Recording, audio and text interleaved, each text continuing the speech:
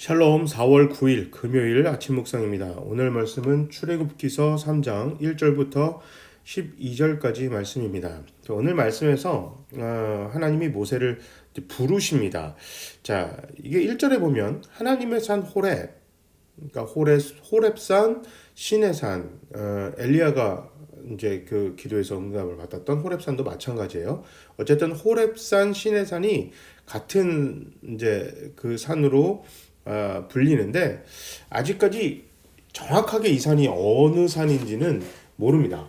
뭐 성지 순례 다녀오신 분들은 저도 물론 뭐 이것이 신의 산이다 호렙산이다 해서 다녀오긴 했는데요.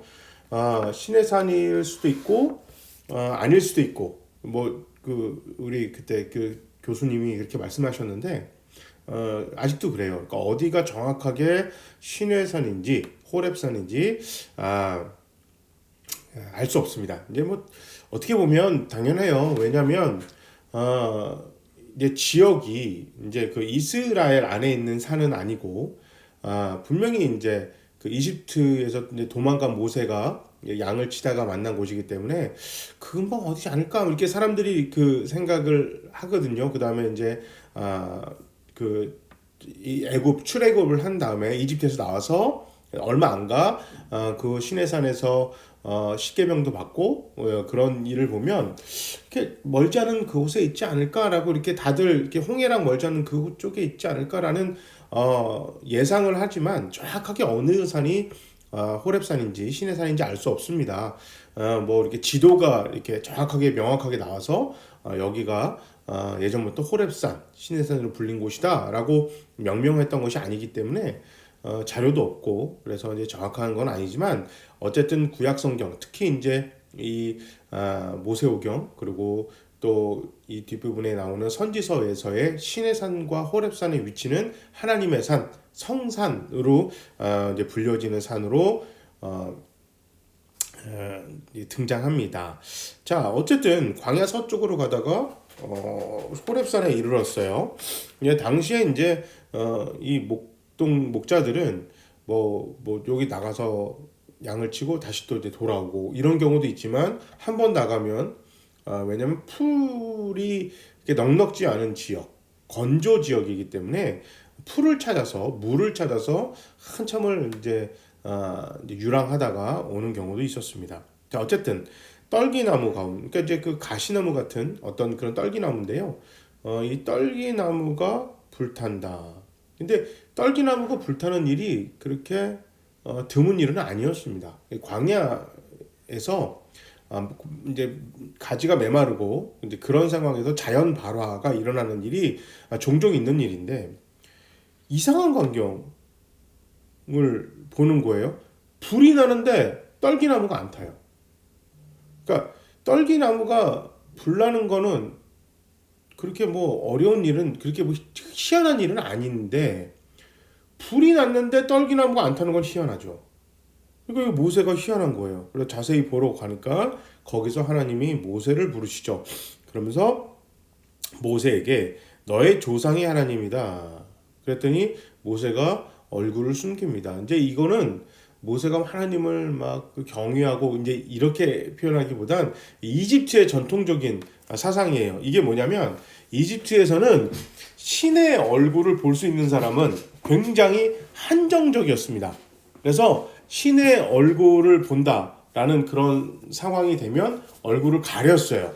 얼굴을 가리면서 안 보는 그런 것이 이집트의 전통적인 종교적인 행위예요. 그러니까 신의 아들, 신의 후손이 바로 왕이잖아요. 그러니까 왕 앞에 함부로 나아가서 왕의 얼굴을 빨리 쳐다보고 얘기하지 못하니까 왕권 강화의 목적으로 많이 썼어요. 그러니까 모세는 이집트에서 자랐기 때문에 그런 사상이 굉장히 강력하게 남아있는 사람이죠. 그래서 하나님의 얼굴을 보면 큰일 난다. 그래서 이제 얼굴을 이제 가립니다. 그래서 모세는 하나님을 보기가 두려웠다라는 것이 그런 이제 사상이 아직도 그에게 남아 있었던 거죠. 그래서 예수님이 아마도 그런데 이제 이거는 이제 사족인데요. 이게 뭐냐면 아마도 모세가 그런 신에 대한 경외, 두려움 이것이 그 왕권 강화의 목적으로 이집트에서 사용을 했었는데 그것이 익숙한 모세이다 보니까 하나님을 대하는 그의 태도라든지 그가 이제 어떤 시인하고의 관계 속에서의 자세가 두려움, 이것이 아마 이스라엘 사람들이 하나님을 생각하고 하나님을 대하는 태도가 돼버린 거 아닌가 이제 이렇게 생각을 합니다. 하나님은 계속해서 내가 너를 낳았고 부모라고 표현을 하고 그 다음에 내가 너는 나의 신부다, 그러니까 남편처럼 이제 다가가길 바랬고 심지어 친구라고까지 하셨거든요.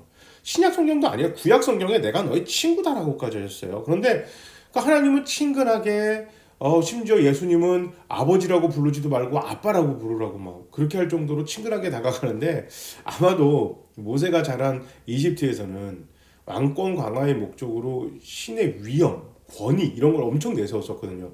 거기서 자란 모세이기 때문에 그 하나님을 대하는 그의 태도가 그것이 좀 묻어나지 않았을까. 그리고 또 이스라엘 사람들은 이집트에서 이제 그런 게 익숙했던 사람들이잖아요. 그 사람들도 그러니까 하나님이 무서운 존재, 두려운 존재 아마 그렇게 된 것 같습니다. 자 어쨌든 하나님이 그들이 울부짖으니까 8절에 보면 내려왔다.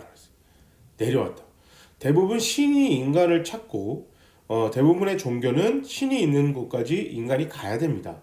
무슨 이유를 대서든 뭐 고행을 통하든 깨달음을 통하든 뭐 어떤 종교적인 행위를 통해서든 신이 있는 곳까지 인간이 가야 되는데 구약 성경에서부터 또 십자가 사건도 그렇고 하나님이 오세요. 우리를 구원하고 위로하고 회복하시기 위해서 신이 오세요. 신이 옵니다. 그래서 하나님이 내려오셔서 그들을 구원해낼 거다. 그러니까 11절에 모세가 아유 내가 누군데 하고 바로에게 간단 말입니까? 아니 잘 못합니다 라고 할 거니까 하나님이 내가 너와 함께 할 것이다. 근데 이게 엄밀히 말하면 모세가 못하면 아무도 못해요. 왜냐면 지금 시대도 아니고 지금 시대도 어려운데 왕정 시대 때 왕궁에 가서 왕을 만날 수 있는 사람이 만날 수 있습니까? 만나고 싶다 그래서? 못 만나죠. 아니 만나고 싶다 해도 안 만나주죠. 쟤 누구라고 만나줘요.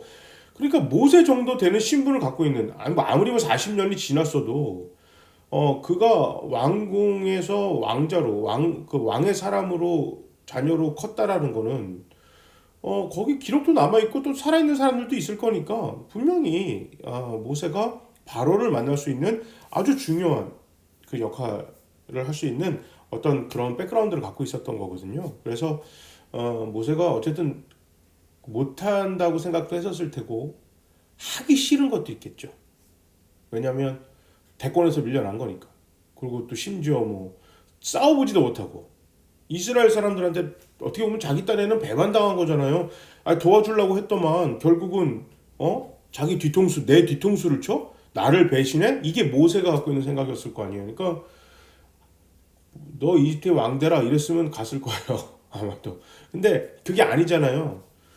히브리 사람들 구원해내라? 내가 왜? 이런 생각 했겠죠. 모세도 사람인데. 그 내가 이 이후도 보면 계속 안 간다 그래요. 나랑 싫어요. 핑계를 대고 안 갑니다. 뭐 말을 못 한다고 거짓말도 하고. 왜냐면 말을 못 한다고 해놓고 아론을 붙여줄게 그랬는데 바로 앞에 가서는 모세가 다 이야기해요. 그렇죠. 아론도 바로 얼굴을 받기나 했겠어요. 바로 가면은 아까 했듯이 그 왕은 신이었는데 신을 대해서 얼굴도 못 보고 벌벌 떨었을 텐데 모세는 그냥 얼굴을 보고 그냥 막 얘기하잖아요. 이런 거 보면 모세가 참 하기 싫었다. 그러니까 대부분 우리가 그 소명이라는 거는 내가 막 좋아하는 거, 내가 하고 싶은 걸 수도 있지만 정말 죽기보다 하고 싫은 일을 해야만 할 때도 있다. 그거를 이 교회나 저나 여러분 우리 모두가 잃어버리지면 안 될 것 같아요. 하나님이 원하시는 일을 가기 위해선 때로는 내가 너무너무 죽기보다 하기 싫은 일도 해야만 한다. 네, 그렇습니다. 네, 한번 기도하겠습니다. 하나님, 우리를 구원하시기 위해서 이 땅까지 내려오셨고 또 우리가 내가 원하지 않은 일이라도 그것이 하나님이 기뻐하시는 일이라면 그래도 묵묵히 나아갈 수 있는 순종하는 교회, 순종하는 당신의 백성들 되게 하시옵소서. 예수님의 이름으로 기도합니다. 아멘. 자, 우리 금요일 하루 또 힘차게 보냅시다. 샬롬.